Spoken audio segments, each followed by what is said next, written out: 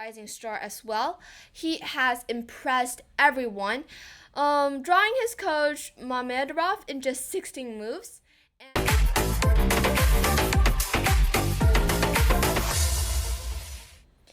Ladies and gentlemen, welcome to my channel. Today we're going to be taking a look at the 2025 FIDE Grand Swiss. This is one of the strongest tournaments in the whole year, and it has turned into one of the world's recent wildest tournaments that we've seen in years.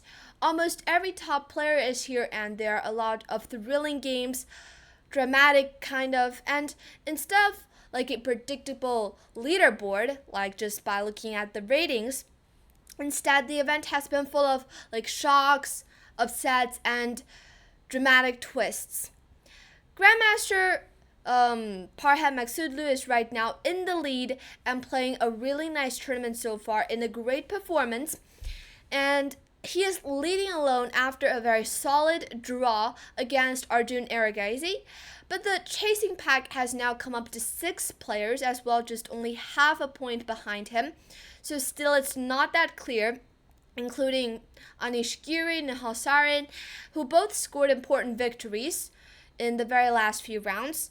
And meanwhile, we also have the world champion, Gukesh Dommaraju, who is actually a bit suffering, and he has suffered a back-to-back defeat, most recently against Greek Grandmaster Theodoru in what can only be described as one of the biggest surprises of this whole event. And even other big names have struggled, of course. For example, we have Vincent Keimer as well from Germany. He bounced back from his earlier loss with an epic 7.5-hour win, which is a very long time over a player. I can't really pronounce his name. I'm Hansan. I'm not sure if I pronounced that right. Prague and Mamadrov, and also others were held to very hard fought draws. Rising stars like the 14-year-old Elor Gumas. Also, I'm not sure if I pronounced the name right, but he is a really strong upcoming rising star as well. He has impressed everyone, drawing his coach Mamedov in just 16 moves, and also surviving a marathon 190-move game the day before in a performance that even caught the eye of Magnus Carlsen. Can you imagine a game that is almost close to 200 moves? And then what we have seen here is a Grand Swiss full of epic games and also chaos. Anything is happening here. Elite players they are falling, underdogs rising, and the world champion himself stumbling. But of course, everyone have times where they performs poorly or have times where they performs at a very high state. With so many rounds still to come, one thing is certain, that's for sure. There will be more impressive games for us, and nothing in this tournament can be taken for granted, that's for sure. So here, as we can see, the news that I'm showing you guys here, 16-year-old Mishra, youngest player ever to beat world champion. And he just beat Gukesh in a very important game. This game, where he is with the white pieces, this is round 5. Abhimanyu Mishra is with the white pieces. Right now he is only 16 years old, and he is the youngest ever to get the Grandmaster title as well. He is facing, who is also Indian chess champion, Gukesh Dommaraju. Both of them, Mishra is from the US, but he is also Indian as well in some sort of way. And these two, they are playing. So let's see what happened. There's complete chaos, and here the game starts with a move e4 by Mishra. Gukesh plays e5, and here we have the Italian game, which is very common nowadays in Grandmaster games because this is really solid, as well as the Roll Opus, or as we know as the Spanish opening. And here we have d3, very solid option by both of them. Bishop g5 once again is a not so common move here, but definitely it is playable here. And black plays h6, bishop h4 back. Already these two moves are somehow inaccuracies or quite sided options by Mishra, but by looking at the time usage here, it is definitely sure that this is still in his opening preparation. Gukesh here plays a6. Not the best reply. The better reply would be to either go for g5 to kick the bishop back immediately, or to play the move, for example, d6 to support the e5 pawn. But a6 here also makes sense because you have the idea of going b5 maybe, or you're also opening up a free square for the bishop to retreat back. And here short castle was played.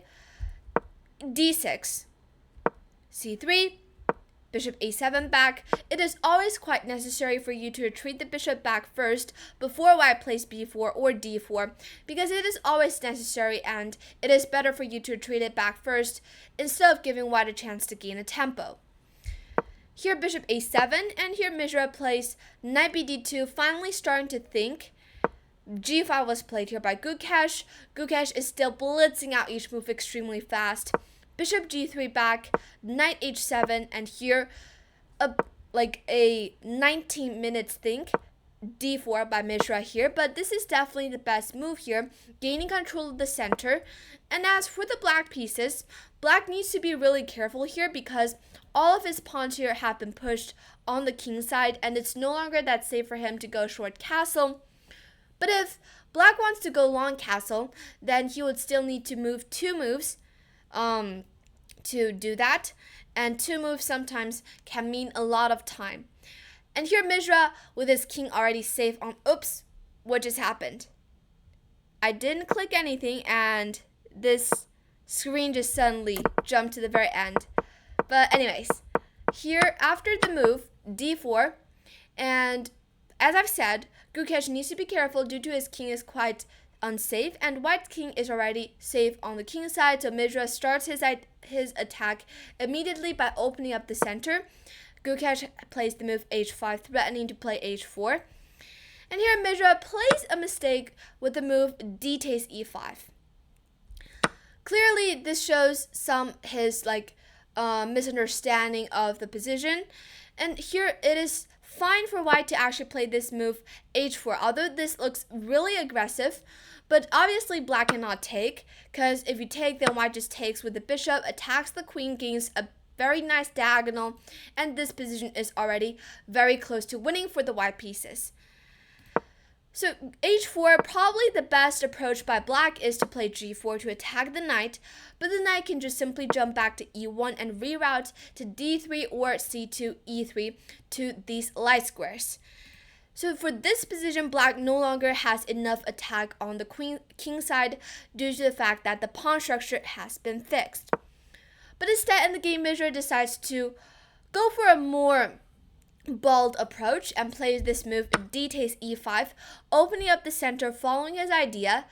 And here, sometimes in positions where they're unclear or unfamiliar, when you play a move that looks quite inaccurate, and it is inaccurate in this case, but sometimes it can give your opponent extra thoughts. For example, Gukesh here, before this very move, he is familiar with all the lines, definitely what he is playing, but after this definitely will be something that he hasn't analyzed or didn't really pay much attention to, because this is not the main line. So after d takes e5 and in the game, Gukesh did start to think, and he didn't come up with the best reply, and instead made a very fatal mistake here that leads the position directly to a very new turning point. And so here he played this move g4.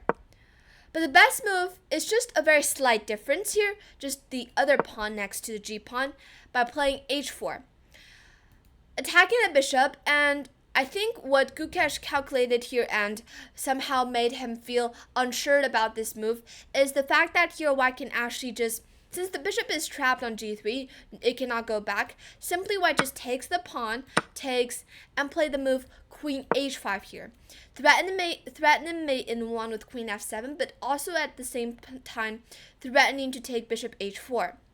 And with that, black's king is quite weak and open in the center of the board. It's not that easy for black to develop, and also white has a ton of compensation for the exchange. And definitely it is really hard for black to evaluate that position accurately. But it's completely fine with accurate play, that's for sure. But instead, here Gukesh decides after a 21-minute think, plays the move g4 instead, attacking the knight. But now, for some of us, we our very first thought would be that you're attacking this knight, and we should just move it away by playing, for example, knight h4 and the idea of going knight f5. It is a possible idea, but after you calm down and think, sometimes in a position in general, your very first thought when your pieces are getting attacked is not to run away, but on the other hand, to find if you have a same attack to attack your opponent's piece, or a piece that has a bigger quality. For example, here, if black is attacking my knight, can I attack black's rook or queen, or the same piece like the bishop or the knight? And the second thing is that, can I have some tactics going? Like, can I sacrifice this piece, but I have, for example, compensations, like I can gain a couple of pawns? And that is exactly what happened in this game. Here, Mishra spent 20 minutes thinking and played this brilliant move, e takes d6. But this move is actually, it is possible for us to see this move, because after g takes f3, which is kind of forced, we have d takes c7 attacking the queen. And I'm pretty sure that Gukesh did see this, but he might thought that in this position, black is completely fine due to the fact that this pawn on c7 can never be pushed to, could never improve, and also, black is up a piece, and white's knight on d2 is not that good, or blah, blah, blah. He just thinks that he had some compensation for that. But after the move queen e7, and here, Mishra takes the pawn with the knight, and as we can see here, it's not that easy for black to improve his position or stay calm, to stay better or equalized. Already he is under a lot of pressure, and white has a very big advantage at this point. So here Gukesh plays bishop g4, and he played these couple of moves pretty fast, and it might have just been his idea. But after the move h3, Mishra played extremely accurate, attacking the bishop. Bishop goes back. And here bishop d6, attacking the queen. Queen goes to d7. At first sight, it is not that clear how to improve or how to break into black's position, because with this knight on f3, knight e5 is not possible, nor is knight g5. Knight d4 doesn't do anything, and for white, what white needs to do right now is to keep the positional advantage on the board. Black's king is just gonna forever stay in the center of the board, cannot go long castle nor short castle. So at this point, white needs to find a very clear idea, and black needs to find a way to defend. And here, Mishra plays the move bishop takes e7, deciding to trade off a pair of minor pieces. Maybe it will be easier for him to attack in the future. Queen takes e6, e5. So this is his idea, and already for black, if we're looking at black's point of view, it is already really hard and devastating. The position, all of the pieces are cramped, and it's not that easy to defend anymore. Gukesh here plays the move king d7, which is one of the best few replies here, even though it runs directly into this file. But really, this bishop, wherever it goes, there's no effective discovered check. And the idea for black is to get out the rook and get the king to c8. And sometimes this pawn can even be a piece that can help the king to get safer. Knight d4 was played. This is a mistake by Mishra. Definitely a better option for him would be to play the move b4, a4 to start the attack on the queen side. And basically, there's nothing that black can do. And if white just keeps on attacking and pushing hard on the queen side, I think definitely white will be able to win this. It's just a matter of time. But instead, pushing pawns can always be moves that are really hard to spot. And here in this case, Mishra plays the move knight d4, deciding to trade another pair of minor pieces. But after bishop takes d4, c takes d4, white is threatening to play the move d5, which is really deadly on the very next move. So here queen d5 was played. And already at this point, after a couple of exchanges, white had given away much of his advantage that he had. Right now, black is suddenly starting to build a fortress and the queen is blockading these pawns. The bishop is very strong on d6, but it cannot attack any of black's pieces. And now what black needs to do is to activate this knight and put pressure on the d4 pawn. So Mishra here suddenly is not winning anymore, even though he had a really big advantage before. And after queen takes h5, here he gobbled up a pawn, but still black's king is really weak and open, so white is still slightly better. Here, Gukesh plays this really beautiful move, knight f6, attacking the queen as well, and here queen f5 check was played, queen e6 block, queen takes e6, because obviously you cannot take the knight due to the fact that after this you just simply lose the bishop, even though this position is not losing, but definitely black will be the side who is now playing for a win. So here very accurately, Mishra takes the queen, and after e6, f4 was played. The position right now is back to equalization so far, but definitely white is the side who is easier to play with when he is up like 1, 2, 3, 4, 5, 6, 7, 8. Well, and he is up like 5 pawns, and that is just way too much, even though black has 2 knights. And the d5 knight looks really strong, but right now it is just impossible for black to stop these pawns from pushing. f5 takes, rook takes f5, knight takes d4. Well, there goes a pawn, but after rook f7, king e6, rook af1, both sides right now are actually playing extremely accurate. Gukesh is defending really well, and it looks like he is able to hold a position where he was just completely losing a couple of moves ago. g4. But is that so? There's still a lot of pressure going on here. Knight b5, rook h7 with the idea of giving checks, rook g6. And the best move here is actually for black to just realize that he is still a little bit worse and just go for exchange of the rooks and most likely hold a draw with rook h8. But unfortunately, after the move rook g6 with the idea of preventing any checks on the 6th rank, here, well, Mishra, he missed his opportunity, which is the move, but it is really hard to spot at this point, the move rook d1. Can you just even imagine what this move is going to do? And also, on the other hand, rook c1 is possible as well with the threat of promotion. And probably black will play knight a7.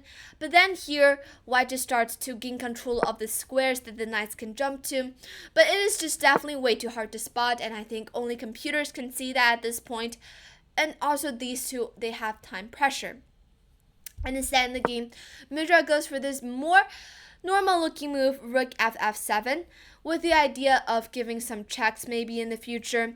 And here, rook c8 was played.